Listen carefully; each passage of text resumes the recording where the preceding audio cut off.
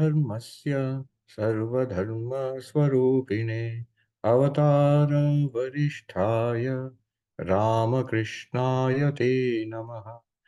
जननीं शारदां देवीं रामकृष्णं जगद्गुरुं पादपद्मे तयो श्रित्वा प्रणमामि मुहुर्मुहुः। नमः श्रीयतिराजाय विवेकानन्दसूरये सच्चित्सुखस्वरूपाय स्वामिने तापहारे।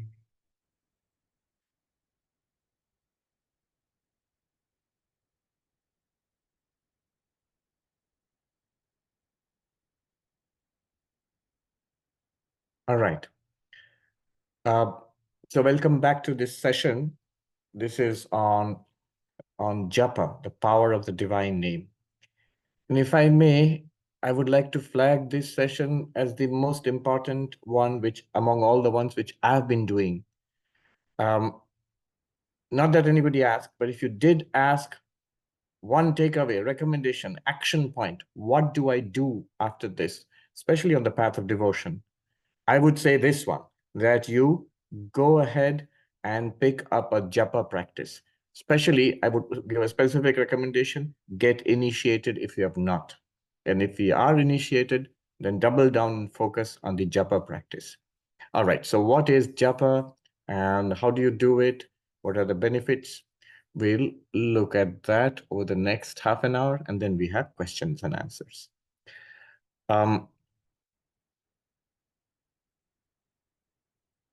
Japa is basically repetition of a mantra.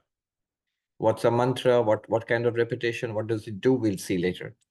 One can pick up a mantra and start repeating it, and that would be japa. But it also usually in our tradition, especially, and many other traditions, it involves initiation into the mantra. The guru, the spiritual master who initiates you, will give you a mantra to repeat and will show you how to do it, what to focus on, and what to expect. So all of that will be given to you by the guru. That's called initiation. In Sanskrit, it's called diksha.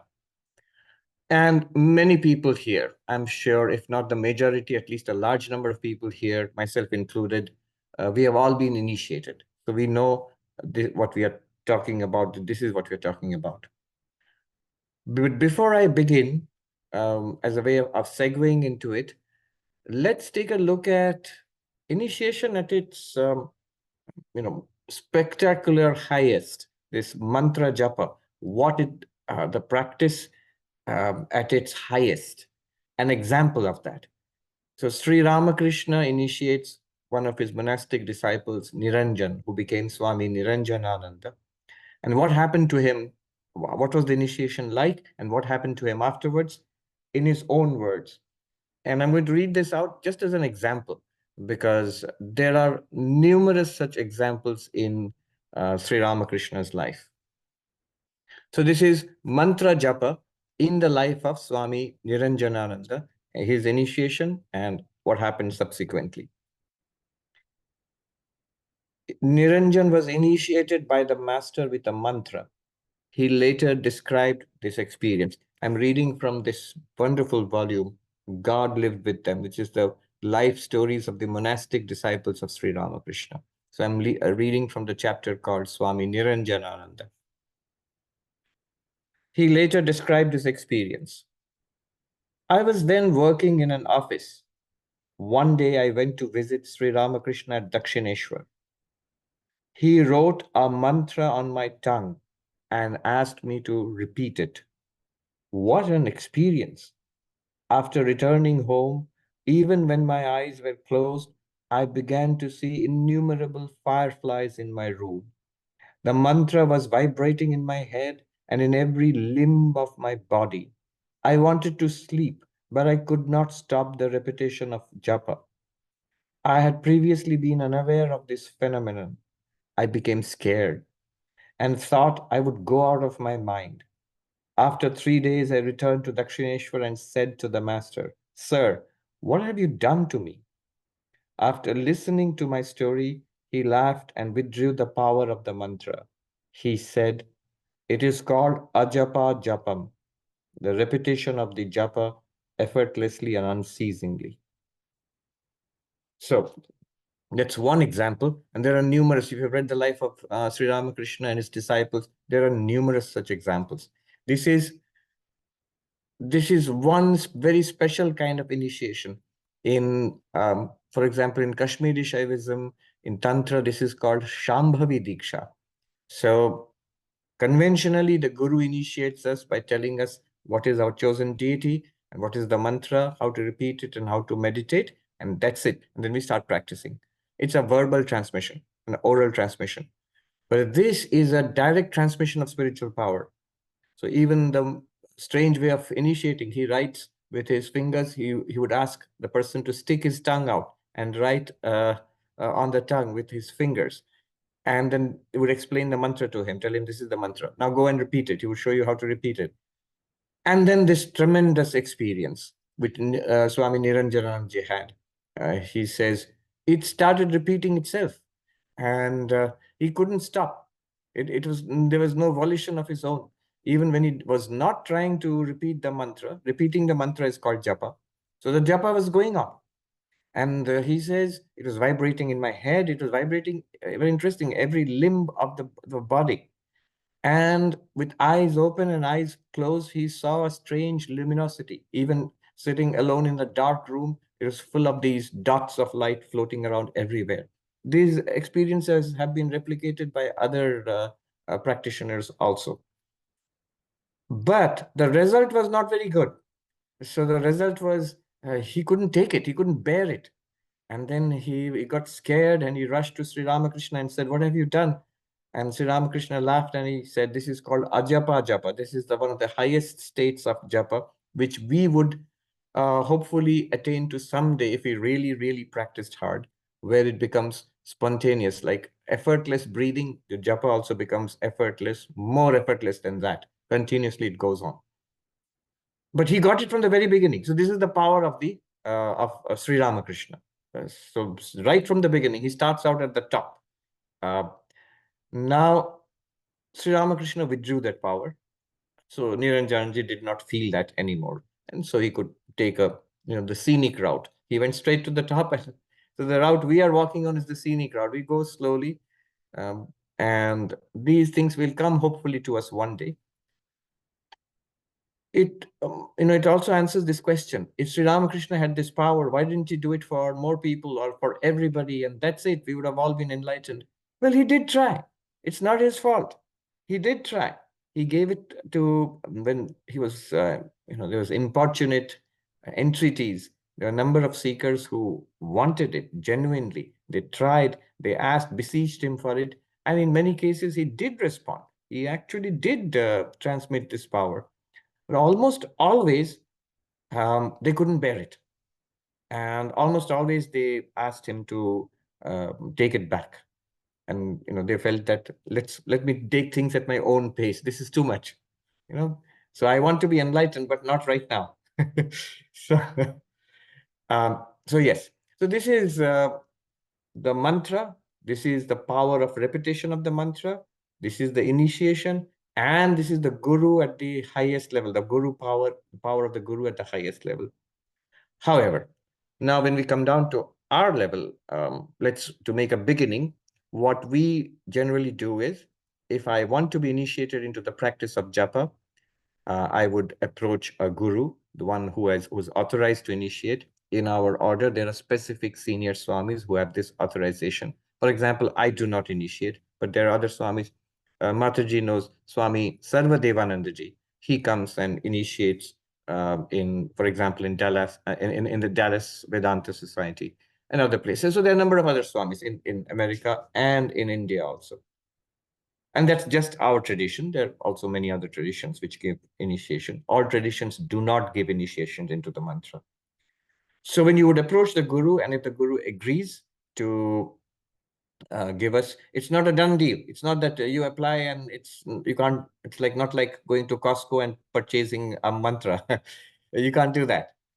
It's a very great privilege, and we are blessed to be initiated into the mantra. The guru would give you the mantra, teach you how to repeat it, and would designate a particular form of God. It could be Krishna, it could be Rama, it could be Ramakrishna, and show you how to meditate. And so from that time onwards, that becomes your own practice. Like, it answers the question, what do I do? After this, you shouldn't ask, now what do I do? No, you have been told what to do. Do it now. Now you know who your guru is. And now you belong to this particular lineage. So the mantra does many things at once. Now, I'm going to talk a little bit about nitty-gritties of this mantra. First of all, the big picture. What is a mantra? The Sanskrit word mantra comes from man and trayate or trana, two words. Man means to think, mind, to think, manana. Manana means to cogitate or think over something. And trana means to liberate from bondage, to free us. So mantra is that word, it's a word always, or set of words, which if you repeat, it will ultimately free you from worldly bondage, take you to liberation. So it is said, mananat trayate, by constantly pondering upon, dwelling upon, which translates into repeating the mantra attentively, it will ultimately free us from samsara. A wider picture. Let us not forget, in Hinduism and Buddhism, Jainism, wherever the mantras are used, the mantra is not just used for enlightenment and spirituality. That's the way we are talking about it now. And that's the way we use it in our tradition. And all spiritual traditions use it for that, for enlightenment, for God realization. However, in general, if you see Hindu culture, mantras are used for all four goals of human life: dharma, artha, kama, moksha. So people want desired objectives in life. If somebody wants a lot of money or somebody wants something or the other, they will repeat a particular mantra for a long time and they expect the results of that. So worldly goals and spiritual goals. There is a wider definition of a mantra, amantrana of the four aims of life. Four aims of life: kama, the things which are desired; artha, success, power, wealth; dharma, a moral, ethical life. And finally, what we are talking about here, we are not talking about those three. What we are talking about here is moksha, liberation, God realization, enlightenment, freedom from samsara. All four, however, are invited by the mantra. Mananat, it says, amantrana. It literally means, mantra also means to invite these four goals, which we consider to be goals of human life. Anyway, that's the big picture, the background. Let me just talk a little bit before getting into technicalities. Let me talk a little bit about the nitty-gritties of mantra practice. And here I want to say that I am not someone who initiates others into the practice of mantra. So what I'm going to say is that is based on my experience and my reading. That's it. But I am not authorized or trained to give a mantra to somebody else. So reading and my own experience of being an initiated devotee, from that experience, I'm saying this. All right. Now, what do you what can you expect in initiation and practice later on? When you go to the guru will there'll be some preliminaries. The guru might ask you to read something. There will be an interview. Why do you want a mantra? To make sure that you are familiar with the traditions of this order, some kind of familiarity, that your goal is indeed a spiritual goal. And then the guru will initiate you on a particular day. Usually it's early in the morning. And it's usually in a temple. Again, usually there are variations. Usually in a temple, the guru might perform a ritualistic worship of the deity before initiating you. Then you're called for initiation. It could be single, it could be in a small group, it could be in a larger group. And then the guru gives you the mantra. The mantra is private. It is to that group, but it's private to you. Your mantra is private to you. Although it may be the same for all the other people, it usually is the same for everybody in that particular group, but it's your own. So you're not supposed to talk about it with anybody else except the guru or people in the or the successors to the guru in that lineage. Not even all monks, not even other practitioners. It's very private. So your mantra, the mantra is the name and the form of God which you are now going to focus on for the rest of your life. That is called Ishta Devata. Ishta means desired. Devata means the form of God, or that particular God or form of God. Somebody's Ishta might be Rama, somebody's Ishta. Sri Ramakrishna's Ishta was Kali. Somebody's Ishta might be Shiva, somebody's Ishta might be Sri Ramakrishna, as the Guru initiates you. In our order, you would typically expect to be initiated into a mantra of Sri Ramakrishna or into a mantra of Sharada Devi. There are cases, again, this is all from what I've heard from practitioners and initiated devotees. There are exceptional cases of being initiated into two mantras of two deities. There are cases of being initiated by gurus in our tradition of not the mantra of Sri Ramakrishna or Sharada Devi, but of Rama, of Krishna, even Jesus, of and of a number of other deities. So those are very special cases which the guru might decide for you particularly. And then what do you do? How are you supposed to practice it? So typically, again, all of these are exceptions. So for example, some gurus will ask you to repeat the mantra a minimum number of times in a day. Some will say morning and evening and a minimum number of times each time. So you, at a particular time in the morning, as far as possible, you might have a set of clothes set aside, hopefully, or at least clean clothes. And uh, Often in a hot climate like India, or even New York, I think, now in summer, you would might take a refreshing shower first, put on nice clothes, and then you would have a particular place for the meditation, maybe a corner in your room, or you could even sit on your bed and do it if that's the only option available. But typically, you would have a corner to meditate in. Then you would have a seat, an asana, meditation mat, which is meant only for mantra practice. So the dress you will use usually, not always, you will put on only for the mantra practice. That asana is you will sit for only for mantra practice, not for anything else. You're not going to sit there and watch Netflix or even read a scriptural book. No, just for the mantra practice. And then a procedure, you would go through a procedure. This procedure would be a calming, sit down and calm down the mind for some time. There'll be a set of affirmations and prayers when you would pray to the guru, visualize the guru in a particular chakra center as the guru would indicate to you. I'm not going into the details. Then you would typically in the heart center visualize the form of the deity which has been given to you by the guru. You know how to visualize. The description would have been given. You would try your best and almost always make a poor job of it, and it will be a very vague, flickering image. But you would still try to generate that image in your heart. Offer a kind of mental worship to that visualized deity. The worship which you offer with flowers and incense and offered food, all of that you would do mentally and offer it to the deity, and then you would generate the mantra in your mind and repeat it. There are ways of keeping track of the mantra. The guru will teach you how to do it with the hands. The guru will teach you how to do it with the rosary. These are the usual ways. You would repeat the mantra typically silently. At most, your lips might move, but you would not speak it out loud. So when you repeat it, it is recommended that you repeat it silently in your mind, and or your lips might move a little bit. That's all. You would sit. Posture is important. You would sit in a maybe some particular yogic posture. At the very least, sitting straight is it's very very important. So with your chest, spine, and waist, and neck and head in a more or less balanced and straight line.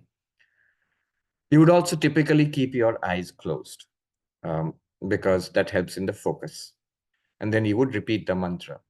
A minimum number of times you were supposed to repeat is a cycle of 108 times. And don't ask why 108. You can Google it. There are huge implications of that number in all across Hinduism, in Vaishnavism, Shaktaism, and Shaivism, but also in Buddhism, in Jainism, in Sikhism. And I was seeing in the Chinese martial arts, in Ayurveda. So the number, it's a very sacred, very profound kind of number. So anyway, you repeat the mantra in cycles of 108. What that means is at least 108 times. Again, all of these are subject to the teachings of the Guru. Or you can go 10 times, you can repeat it 1,080 times, or you can go multiples of that, and you would keep track of the number. And then you would, if your meditation, if your repetition of the mantra is deep and profound, it will naturally segue into meditation. What would meditation be like? It would be the deity you have been initiated into, the bright image of the deity on your heart chakra. You would sit and meditate the presence of God in your heart. That would be the meditation. Usually, after a set number of repetitions of the mantra, you would be asked to try to meditate, or if it really goes well, you will find yourself gliding naturally into meditation. The mantra would cease and you would sit still in the luminous presence of God. When I say luminous presence of God, that's imagination. We are obviously visualizing, but this is different from imagination. It's not like imagining Superman or Batman. This is an imagination of something that exists, but we are unable to see right now. So this is called bhavana, a grasp on the reality which is as yet unseen. So we are using our faculties of mind, imagination to grasp that, but it's there. After some time, it will not be up to your effort anymore. Just like Niranjananandaji, for him, it was effortless. In fact, not only effortless, he couldn't stop it. It's just like, I am seeing this book now. This is not my effort. It's not a choice. If I have eyes and the book is existing, I'll see it. Similarly, in the culmination of our mantra practice, the presence of God in the heart chakra, the luminous presence of God, it's no longer imagination. It's no longer up to us. Um, I have heard one of our senior Swamis telling me about Swami Gambhiranandaji, who was the 11th president of our order. Long before he became the president of our order, somebody asked him about his realization, and he said quite casually, whenever I close my eyes, the luminous living form of the Ishta blazes forth in my heart effortlessly. So, without mantra, without meditation, without any kind of spiritual practice, he has reached that state where just like I open my eyes and I see you, he looks inwards and he sees God. And of course, and the interesting thing is, Swami Gambhirananda followed this up by saying, is that all? Is that all? He literally repeated twice. Is that all? One still has to see Brahman in all beings, the one limitless God existing in all beings, that yet has to be realized. So such levels of realization have been attained by people, are being attained. I can say this, I'm not talking about myself. People think that, oh, he's indicating his own spiritual realizations, how great he must be. I'm making it clear. I'm not talking about myself, but I know of monks whom I have spoken with, and till this day, they are getting the same realization. They say it is possible. So, and by the scenic route, not by the Shambhavi initiation, by somebody touching you and you explode like a volcano, not like that. But by the scenic route, by a long, systematic, sincere effort over many years of practice, it happens. So this would be the progress from visualization and repetition of the mantra to luminous presence, living presence, no longer imagination, no longer an imagination, presence of God in your heart, to ultimately the realization of the one divine in all beings. So this is the progress. Now I've got some time. I'll go into a little bit of the technicalities. There is something called the mantra. Here I'm delicately entering into forbidden territory, because there are certain things one cannot discuss, certainly not on a public platform like this, and certainly not by me because I'm not authorized to do so. But only what's there in the books, I'll tell you. The mantra usually, again, usually, not always, usually will have Om in it. And Om, as you know, is the most important mantra in Hinduism and also Jainism and Sikhism, Buddhism. It has profound meanings in Vedanta, and the whole Mandukya Upanishad is based on the Om. It's Om. I just say that once. You want a little further explanation? You go to the Mandukya Upanishad. 12 mantras will explain the whole meaning of Om. It has these sounds, U, So if you pronounce them together, it becomes Aum. But by the rules of Sanskrit grammar, when you put A and U together, it becomes O. So that's when if you pronounce it Om, you are pronouncing it correctly. That's how it should be pronounced in Sanskrit. Om, Om. Um, the three sounds mean the waking state, the dream state, and the deep sleep state, all of which we are experiencing every day. The gross or physical state, the subtle state, and the causal state. Uma. And when you chant them together, you're supposed to see them all in one consciousness, and you know that you are the one consciousness in which they appear, play around, and disappear. Basically, our entire world. What's our world? Our waking world. This is our world. And our dreams, and the quietness of deep sleep. All three are appearing and disappearing in one consciousness. Anyway, that's the Vedantic meaning, but not for Japa. Let's be clear. That's I'm here. I'm intruding into. I'm changing. I'm intruding into Swami Atmarupananda's lane. But back to my lane. What does Om do here in Japa? It is the symbol of the divine and the word symbol of the divine, and you're repeating it as part of the name of the divine, part of the mantra given to you by the Guru. Then there will be, and this is even much more secret and much more forbidden territory than Om, there's something called a beja mantra. Often, in most cases, but again, not always, after Om, Guru will include a beja mantra. And this is from the Tantric tradition. These are words of power. I will read out something technical just to get it right because it's very technical. I don't want to paraphrase it. Bija mantra. There are varieties of bija mantras in the tantric tradition, which you will find in your own mantra also. There is Aing, Ring, Kring. So these are bija mantras, and they are associated with different deities.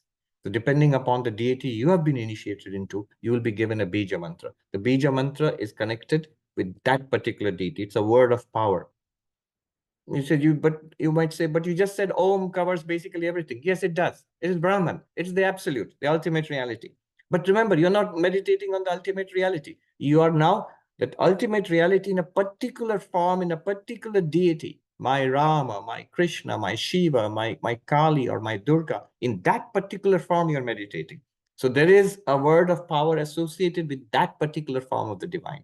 So that's the Bija mantra. And these mantras have power associated with them. When we do puja, for example, the daily worship, for example, there is something called Vanni Prakara Chinta. That means the worshipper visualizes that he scatters water, the sanctified water, around in a circle. If you watch the priest carefully, he does this. He scatters the water around in a circle and visualizes flames being encircled by flames. So protecting the sanctity and purity of the worship space. And when he does that, you will not hear it, or you might if the worshipper utters it. There's a bija mantra of fire called Rang. And this Rang is uttered with another mantra, and you visualize it is surrounded by fire. This is an example.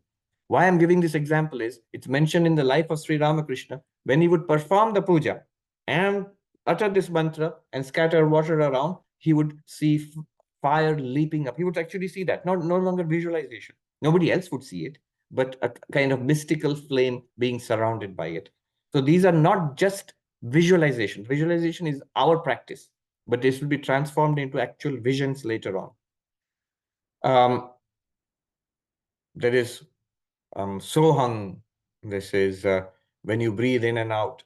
When you breathe in, you think this is associated with the sound ha or hung. And when you breathe out, associate it in your mind with the sound sa. So it becomes hung sa, hung sa, like that. And so every breath is repeating soham or hung sa. It's the same mantra. Um, it means I am that. I'm not initiating you into the soham mantra, by the way. Again, disclaimer. This is just an example. Now, let me get into the actual technical details. This is from a wonderful little volume called Meditation by the Monks of the Ramakrishna Order. And this is an essay on the mantra by the science of the mantra by Swami Ghananandaji. He was the Swami in charge of the Vedanta Center in Burnen in UK, in the United Kingdom, many decades ago, in the 50s and 60s. And those who have seen him, there's a wonderful reminiscence of him left by Swami Yogeshanandaji in the Six Lighted Windows. They all say that he was an extremely psychic person, a very powerful person. You could feel it like a blast when you entered his presence. So anyway, so this is a person who um, literally knew and practiced what he's writing about. So let me just read out a little bit about the beja mantra.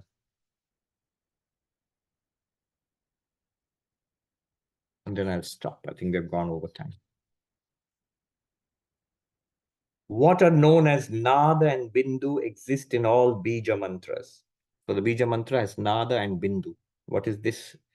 Nada literally means sound, a mystical sound. Bindu means a dot. Etymologically, Nada means sound and is a technical term in the science of mantra. It is the more subtle aspect of sound, known as Shabda in Sanskrit, and is the first putting forth of Kriya Shakti, power of will. Literally, the term Bindu means a drop or a point, such as, okay, I will not read that. It is a point, not a mathematical point which has no magnitude, but the diffusive with neither magnitude nor position. It is the one in which the many are implicitly contained. It is represented diagrammatically by the central indivisible point of the double triangle, the Shatkarna Yantra, regarded as the symbol of creation. Sometimes this point is set in a sphere. Bindu can be conceived by us only as a point, infinitely small and subtle, into which is extended the manifested universe, into which the extended manifested universe is withdrawn. But really, it's an aspect of Shakti. Bija mantras are written with Bindu above and the Nada below. Each devata, this is important, each devata, so the deity which you will meditate upon, has his or her own bija, because deities can be male or female. The primary mantra in the worship of any deva or devi is known as the Mula mantra. Every letter, syllable is then a form of Brahman, and so is the image, and so are the lines of the yantra. All right. This is the thing, that these three are connected.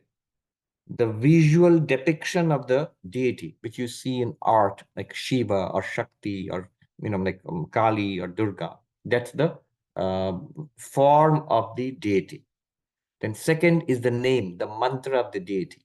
And third, there is a diagram. These are technical diagrams called yantras. And all three mean the same thing. All letters are forms of Shakti. The Shakti of which they are a manifestation is the living energy which projects itself into the form of the universe. The mantra of a deity is the deity. The rhythmical vibrations of its sound. So the mantra of the deity is the deity. Swami Tapasyanandaji, a vice president of our order, used to say to those who initiated, he said, when you have been given the mantra, you have been given God in a seed form. The mantra of the deity is the deity. The rhythmical vibrations of its sounds transforms the worshipper by regulating the unsteady vibrations of his sheets, physical, vital, mental, intellectual, and causal sheets. There's a harmonizing influence on the body-mind when you repeat the mantra internally, silently internally. Through the power of sadhana of the worshipper, there arises the form of the deity which the mantra is. The meaning of a beja is the devata itself or the deity itself. I didn't want to paraphrase that because it's very precise and very technical, but you can look it up yourself. This book, by the way, is a wonderful set of articles by very senior monks of the order, which I would, in my casual way, I would unhesitatingly say that this is a book on meditation by people, I guess I would claim all of them are enlightened. So look it up.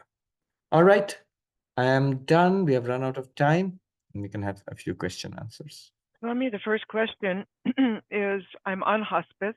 How do I approach a teacher for initiation?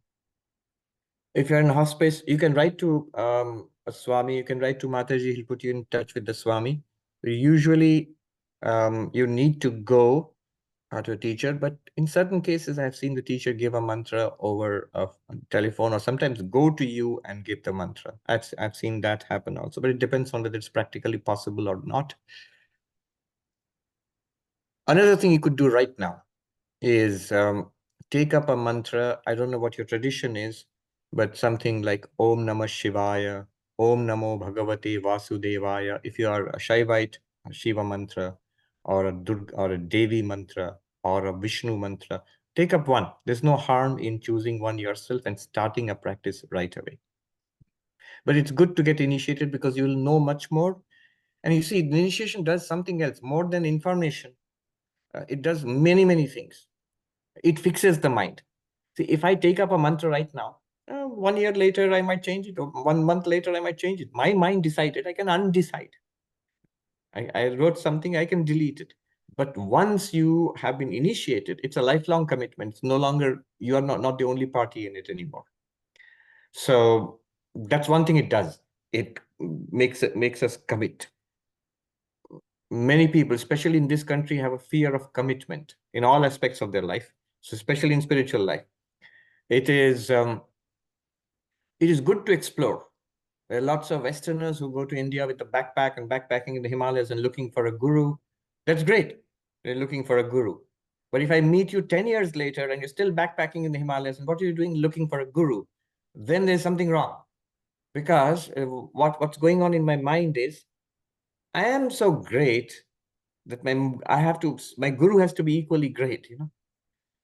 One of a gentleman who got initiated many decades ago. He told me his encounter with his guru, one of the Swamis in our tradition. He went to the guru and asked him, like, Narendranath asked Sri Ramakrishna, "Sir, have you seen God?" And the guru said, "Well, I am not Ramakrishna and neither are you Vivekananda. At one point, we have to start practice. Guru hunting is not a very particularly advanced stage of spiritual life. It's very, very preliminary. It is a subtle ego working in us that my guru has all these qualities, has to be a perfect enlightened being, has to be, like a Buddha or something like that. No, no, no, no, no. As long as he belongs to a genuine tradition and is a good person, a holy person, a person who is dedicated to spirituality all his or her life, good. You can go ahead and take a mantra. Yes. Swami, what would you say would be the benefit of having a guru rather than taking a mantra for oneself? This, as I was saying, it fixes your practice. So then now you know, if you take a mantra for yourself, you could. If you are enthusiastic about starting the practice right away, start the practice right away. Pick up a mantra and start the practice right away. But if you take a guru, it fixes this becomes your practice for the rest of your life. Till the end of this life, this is my mantra and this is the deity I shall focus on. Anytime in the day, anytime in the months and years ahead. What do I do? Tell me something simple which I can do now. You already have it. The guru has told you something very simple and if it's been transmitted to it, do it. Don't keep on window shopping for more and more techniques and more philosophies and teachers and books. Those you can explore, all very good. But your own practice is your own practice. It does many other things. The second thing it does is it makes you part of a lineage. So if you're initiated by somebody in the guru in the Ramakrishna Vivekananda lineage, you become part of the Ramakrishna Sharada Vivekananda family. So this becomes your spiritual tradition, and this from through Sri Ramakrishna, it's traced back to Adi Shankaracharya, and through that back to the Upanishads. It's the most ancient living spiritual heritage lineage in the world today. So you become part of that. And there is an esoteric part of it. Just as, it's a transmission of mystical energy into you. It's a Guru Shakti. That's very important. Most people at the point of initiation, most people, you'll all feel it. You'll feel it. More or less, depending on the purity of mind, our readiness, we'll feel it. If it's a very powerful guru and a very pure disciple, like what happened with Ramakrishna and Niranjananji and many other disciples of Sri Ramakrishna, you will have immediate consequences straight away. Initiation and the vision of God, straight away. It follows straight away. Holy Mother, Ma Sharada, when she would initiate, with the simplest of initiations, she would initiate just like that, very simple, minimalistic initiation. But often, the initiated disciple would get a vision of the chosen deity straight away. She would say, my child, here is the form of God. Here is God. See. And he or she would actually see, maybe for the only time in their lives. And then they would go back and they would be expected to work on it. Hopefully, somewhere in their lives later on, they will complete the course, the whole scenic route. So it's a transmission of mystical energy. Most people will feel it. Swami, how do we keep our japa from becoming mechanical? There's a chance of it becoming mechanical. Even mechanically, it's good to do it. But the fact is that quality is more important than quantity. And doing it with love and attention is far, far better than doing it mechanically. Sometimes you're exhausted. Sometimes you're tired. And you're just filling in that mental space with something holy. So even mechanically, you can't help being mechanical at times. It becomes mechanical for me also. It's still okay. It's still okay. But when we sit down for japa, morning and evening, when you are at your best, calm down the mind, gather all your psychic forces, and pour yourself into the japa. Light up the mantra with your love, with your attention. Yes. What is the end goal for japa? Yes, God realization, self-realization. And specifically, it would be the vision, actual living vision of the deity into whose mantra you've been initiated. So I'm assuming that the mantra is repeated with devotion and attention. Does the power of the mantra diminish if the pronunciation, even mentally, of the Sanskrit words are not accurate? And if so, can its power be restored by visualizing the Sanskrit letters while repeating the mantra? Yes and no. Notice the pronunciation, the accurate Sanskrit pronunciation is important, especially. This is, of course, I'm talking about mantra initiation in our tradition. But for example, if you go back to the original Vedic mantras in Sanskrit, there the emphasis on pronunciation was all important. So you would have to be very careful there. But the mantras which we are doing, even here, those who use the mantras for worldly purposes, not our subject today, we are not going to do that. But those who use it for worldly purposes, they want something in this world.